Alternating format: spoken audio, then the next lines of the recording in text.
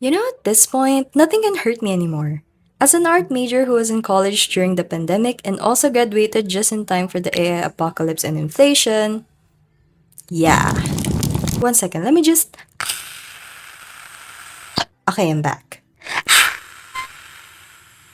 Okay, we're good.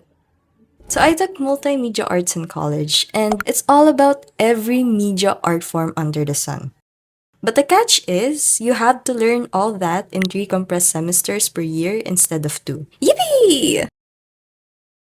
I'm not sure why they operated like that, and I'm not sure how it goes for other art schools around the world. But for us, the sem breaks were really short because of it. Like, I had a break that was only 3 days before the new semester started again. And as a creative, that's the easiest trip to Burnout Town, and unfortunately, I was a regular visitor.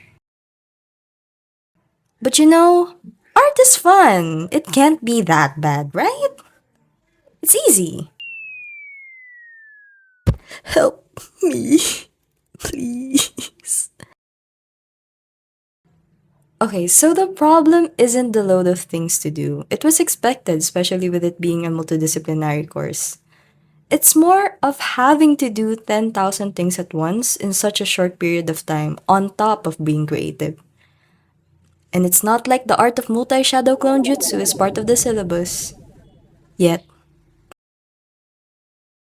Art takes time, and for it to have super close deadlines, it really drained the creative juices out of me that sometimes I just do plates for the sake of having an output. And boy, did I regret doing that come portfolio making classes towards my last semesters. I remember that one time during my figure drawing class when I first met my arch enemy. This guy. I love drawing people, but somehow this guy is impossible to draw that my professor refused to grade my plate because he was like, I know you can do better than this. I've seen the stuff you do. Redraw him. So I redraw David. 3 more times. It was a weekly back and forth between me and my professor, and it felt like a living nightmare. Because now, everywhere I look, David, David, David, he's everywhere. In the end, he finally graded my last variation of it though. And he looks me in the eyes and says, usually, the roadblock most students encounter is drawing his lower half accurately. But yours is the opposite. Hmm? What that mean?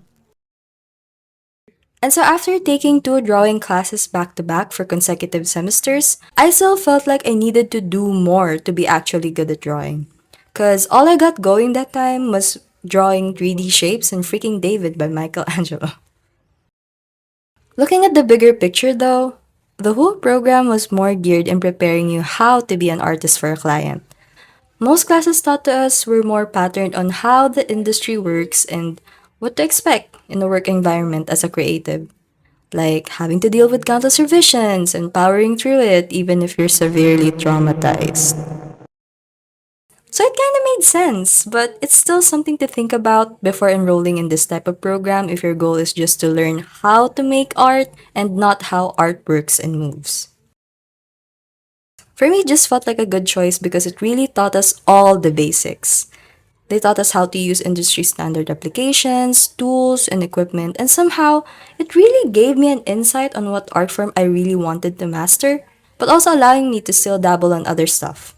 Like, I chose to focus on illustration and graphics now, but I can also edit videos, do motion graphics, photography, photo editing, code, audio mixing. I can probably match most job descriptions for graphic designers now with that, huh? So yeah, don't let anyone talk you out of getting into art school with that $100 admission fee. That 5K will be the best 30K you've ever spent.